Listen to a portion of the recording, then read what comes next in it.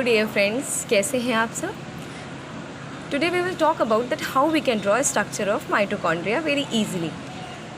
ये देखिए मैंने स्ट्रक्चर बनाया हुआ है इसका। इसके बाद ही हम स्टार्ट करते हैं यहाँ से कि ये जो स्ट्रक्चर हम बना रहे हैं ये हमारा क्या है। It is a structure of mitochondria and you know mitochondria is not a simple organelle. It is a very important cell organelle, and that's why this is known as a powerhouse of the cell.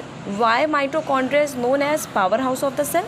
Because mitochondria generates the energy molecules that is very important for the all function of the cell. And what is that energy molecules?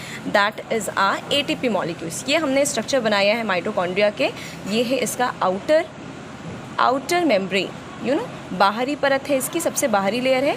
और ये जो इसकी inner layer होती है ना, इसी inner layer का नाम है cristae. Cristae is a finger like projections on that surface are small table tennis like structures are present that is known as F1 particles।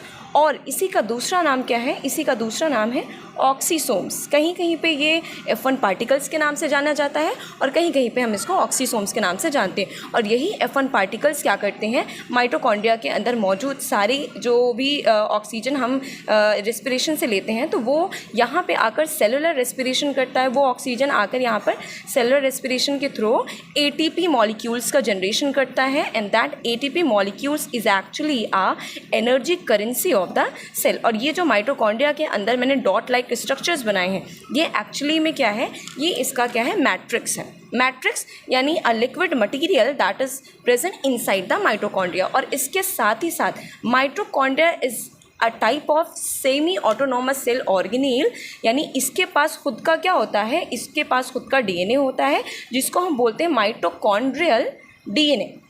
और इसी के वजह से इसको हम बोलते हैं सेमी ऑटोनोमस सेल ऑर्गेनेल। और इसके पास खुद का क्या और होता है, इसके पास खुद का होता है राइबोसोम्स, क्योंकि सेलुलर रेस्पिरेशन करने के लिए इसको जो भी चीज़ों की रिक्वायरमेंट होती है वो इसके अंदर ही मिल जाते हैं। तो ये इसका हो गया आउटर मेम्ब्रेन, ये क्रिस्टी, और क्रिस्टी को ही हम क्या बोलते हैं, इनर मेम्ब्रेन बोलते हैं। और साथ में क्या है कि क्रिस्टी क्या है, ये इसके सरफेस एरिया को बढ़ाता है जिसके वजह से ज़्यादा सेलुलर रेस्पिरेशन हो सके।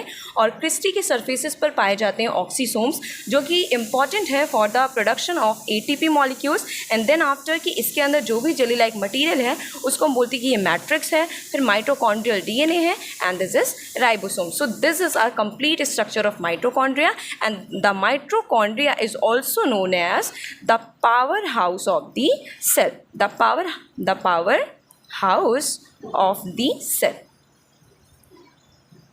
Thanks for watching. If you like my videos, please subscribe my channel and watch till end. Thank you.